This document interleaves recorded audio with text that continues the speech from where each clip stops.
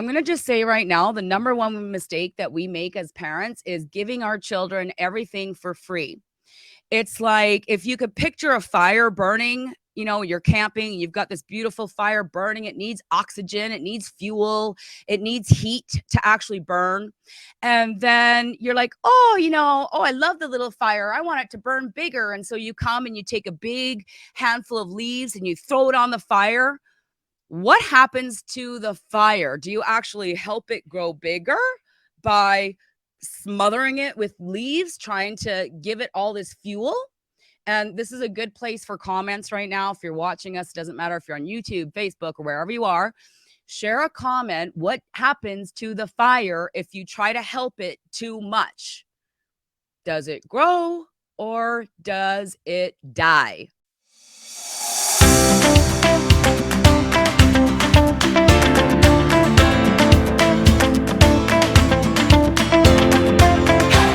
Okay, so my friend Teresa put a post on Facebook the other day about, hey, we were at Walmart. There was this toddler sitting in a car, the toddler's screaming, and everybody in Walmart's looking at this mom going like, what are you going to do? How can you control your kid? And the mom was just completely ignoring this toddler who's sitting in the cart, right? She's kind of locked in the cart, and the toddler's going, I want that. Get me that. Please, can I have that? No, she wasn't probably saying please. She was demanding it.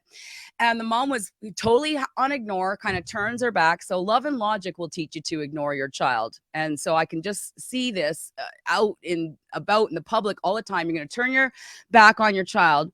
And she'd turn around every once in a while and go, are you done yet? Are you done crying yet? And the toddler was not done crying. People were actually leaving the store because the toddler was crying so badly. But here's the thing. She goes, Bonnie, what would you and Tom have done? And so this brings us to step number 3. We would have validated what the child was asking for. You see, I don't know where we ever came up with the theory that children should just listen because the parents demand orders at them. And I do believe we have evolved to a place in time on this planet where our children are sick and tired of being put into a box of who we think they should be. They are screaming and crying and acting out because they have no other life skills to get what it is that is important to them. They don't have the mental capacity to say, hey, mom, can you please validate my needs? Hey, mom, can you please show me the life skill I need to get what I want? So if your toddler is going, I want that, and you're like, well, I took you swimming, I took you to Disneyland, look at all the things I've done for you. They have no mental capacity to know what you're talking about. So you have what is important to you. The children have goals of what is important to them. And then step number 3 is simply going to be to validate your little genius when they ask for something. Ooh, I can see there's something really important to you going on over there. Can you show me what it is? Would you like to touch it, feel it, say hi to it? Would you like me to show you what you can do to make that thing that you're looking at right there show up in your life? Awesome. Now, when Michael was a little toddler, he was 2 and 3, and I'd take him to Toys R Us. He would like, oh, stop it. Every single toy, like every single thing is shiny and new to them because they're babies, right? Like every single thing in your child's world is like, wow, what is that? I want to have that. I want to touch that. I want to be that. And they're just looking to you to validate and recognize their greatness, recognize that they see something that's special. And I would say, oh, Michael, you like that? It's pretty, huh? Okay, say bye. And he would go, bye.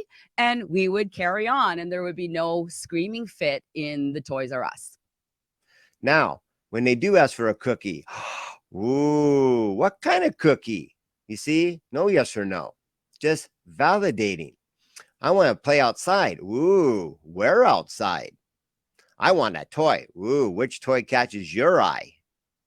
Jump on the couch. Do you know where we can jump or where the big kids jump? Or do you know where you can jump to create a smile on mom's face? These are all validations, which is a pre-frame before we go into yes or no mode. Because if you say yes automatic, They'll give them an inch. That's right. You probably know it. They take a mile. And if you say no, you can ask why, and the reason is irrelevant. And then they are taught to lie, cheat, and steal and do it behind your back. Either way, it's negativity. Validation brings you back into positivity. Well, here's a couple other things that you can put in step 3 as notes as we are like learning how to validate, because this is a new habit that I'd never been I'd never been taught in all my years of being a parent. So step number 3, you can add in there, I would love for you to have that. That's called a goal. You see, when I became an adult and I was about 21 years old and I was introduced to a book called Think and Grow Rich, that was really the first time in my life I had ever been taught about goals. And then when I met Thomas 18 years later, and my kids would go, "Hey, can I play on your phone?" And he'd be like, "That's called a goal." I'd be like, "A goal?" And so my antennas went up and I went, "Oh, you can teach your children to set goals, right?" And so we don't have to be the ones that are responsible, like, "Oh, you bought me a bike last year and I left it at the park and somebody stole it and now I don't have it anymore. I need a new bike." I would love for you to have a new bike. That's called a goal.